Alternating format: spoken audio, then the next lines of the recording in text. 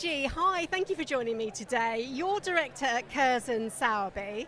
Out of town retail is your bag, isn't it? It is, yes. So let's leap straight in, okay? Given the range of budget brands that operate in retail parks, are owners and occupiers in out of town retail largely protected, really, against the cost of living crisis? Well, yes, we think so. Thinking about it firstly from a tenant's perspective, they generally fare well in harder times. They have performed well during COVID, being allowed to stay open. They do have their own economic concerns, so wage rises, rates rises, higher energy costs, but they protected themselves to some extent with cap reviews. They ought to benefit from a trickle down with consumers switching from mid-market brands to discount brands. So yes, I think that discounters from a tenant's point of view should fare well with this cost of living crisis. They're also still acquiring, unlike many other retailers, particularly in the south and the southeast where they haven't reached market saturation. And from a landlord's perspective, they tend to have a fairly high proportion or a reasonable proportion of those types of retailers in their portfolios. Mm-hmm. They tend to have low debt levels, good covenants, longer leases, and they're also very good footfall drivers for other tenants. So from a landlord's perspective, I think that they are equally well protected. I mean, what we've seen is our sector's very well placed. We had lots of CVAs, administrations over the last 3 or 4 years and a real shakeout in the market.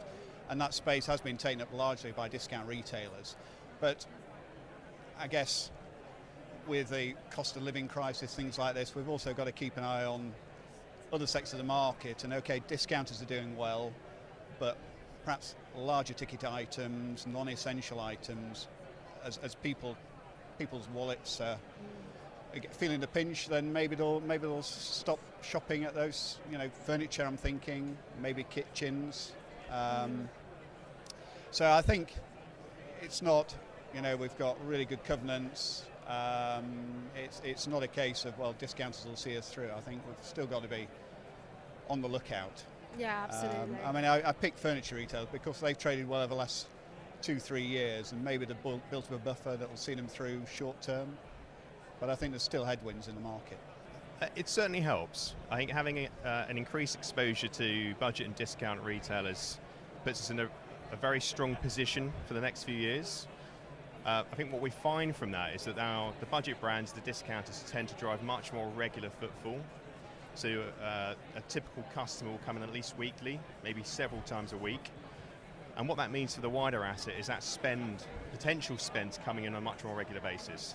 And we see that continuing through the cost of living crisis. The other wonderful thing from a landlord perspective about discount brands is that they're largely online resilient. So these are businesses that, because of their margin pressure, don't really tend to have a large online presence. And if they do, it's driving click and collect, so driving people to the physical store. And again, by driving that footfall to store, if you're driving spend to physical retail, and if you're spending at a discount retailer, you're more likely to spend at the shop next door. It might not be a discount retailer. So hopefully you're capturing more spend in the market. I think they're probably more protected than a lot of the other sectors are. As you say, quite a lot of the main occupiers are at the discount or budget end, and they obviously are trading very well and will continue to do so. And also their operation is very efficient in the out-of-town model as compared to in-town, and the use of free car parking is driving a lot of more consumers there. So we're seeing footfall generally this year at or above where it was in 2019, which I think demonstrates that strength.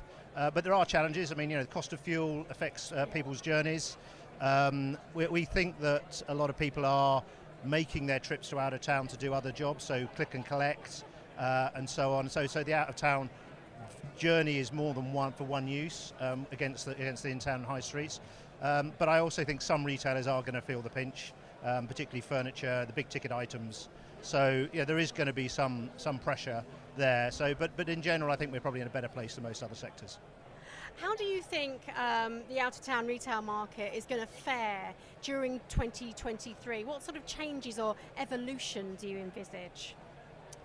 Well, we see the blend of uses on retail parks becoming wider. So the introduction of more drive-throughs, different types of lettings that aren't retail. So more gym lettings, more leisure lettings, and they can now compete with retail rents. Lots more EV charging points going into schemes, some new lettings to medical uses, so some dental, diagnostic centres, and also offices. So we have recently been dealing with some tenants who want to let mezzanine space to offices. I think there will be a wider blend of uses in retail parks moving forwards. Do you think that sort of, higher purchase is really seeing them through the extra difficult patches at the moment? I think it is, but I think, over lockdown people saved quite a bit of money, they weren't going on holiday, so they've still got, I think there's still some savings, but with, cost of living crisis, energy crisis, then, people's sentiment will be turning negative, if nothing else. Who's been particularly acquisitive in the sort of budget end of the retail brand at the moment? I would say pretty much every brand in that part of the market. Right. So all discounters from the food stores, Aldi and Lidl, have been super acquisitive the last few years. They've taken a real opportunity to take up a lot of the vacant space that was created post-Brexit and during COVID. Yeah. They've stepped in and taken quite large store portfolios, and they clearly drive a lot of footfall. B&M, The Range, Home Bargains, all these brands have been acquiring lots of stores over the last few years. And how do you expect out-of-town retail to change over the next 12 months? Well, I think those pressures will come to bear. I don't think there'll be a huge amount of change. There'll be more, I think more of the discounters will look to expand, so that we'll probably see a greater proportion of them looking to take new space where they can. There's the increasing influence of ESG and environmental credentials, so I think that's something which the sector is looking at, but perhaps needs to do more of. There'll be more electric charging points and things like that. But I think, we might see a few more vacancies, but I think it's pretty stable, really. So I don't think there'll be any big changes in the next 12 months. What are your perceptions for the retail market, out-of-town retail market, for the next year? How do you think it's going to fare? Well, we generally feel very positively about it. I think that occupier activity will decrease. There ought to be more incentive for retailers to look at re-gears quite hard, which is a good thing for them. It's also a good thing for landlords. Well, I think it will be an evolution rather than any short, sharp shock, which is good. When you look at the market at the moment, I think we started the year at a vacancy rate of 6.1%. We're down to 5.5%, and Savills Research are talking about a vacancy rate of 4.4% by the end of the year, which is an all-time low, I think.